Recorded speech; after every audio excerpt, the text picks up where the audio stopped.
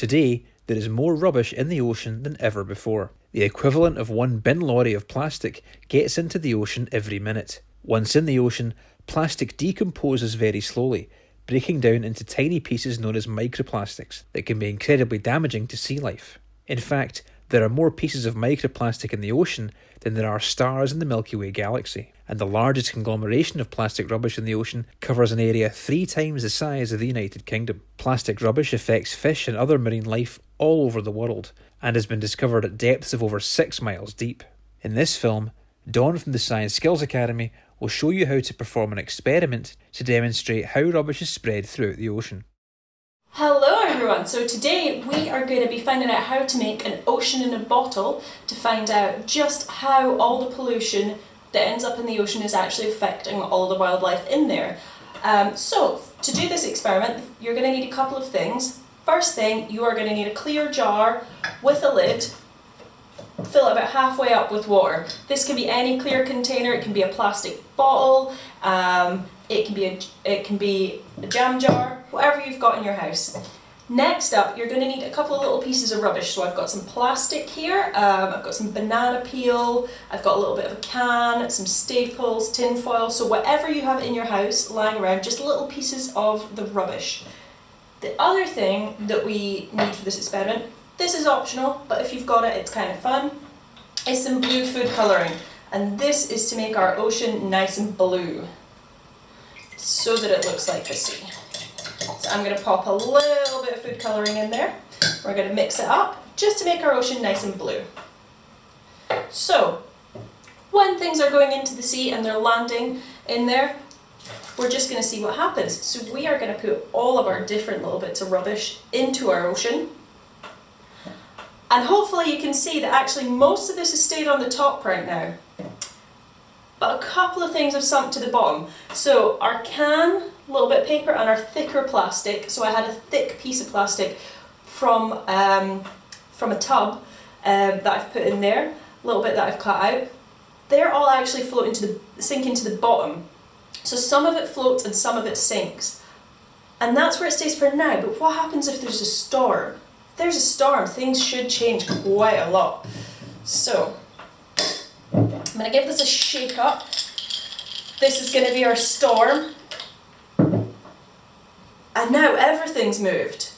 We have got things moving up and down all over our ocean. So I can see that I have got little bits of paper in the bottom, I've got little bits of plastic, I have all sorts moving about here. Some things have moved to the top that were at the bottom, some things are at the bottom have moved to the top, so everything has moved around quite a lot from there.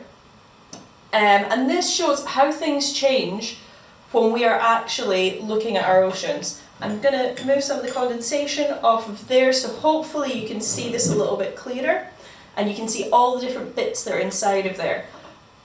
So, when we're looking into our oceans, we can see that there's creatures that are going to be affected differently. So when scientists have looked at how far pollution actually penetrates into our oceans, they've found plastic 6 miles deep into the ocean.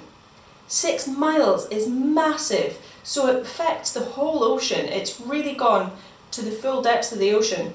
The other thing we need to think about is who lives in all these different parts of the ocean. So there are different creatures at the top to who's at the bottom.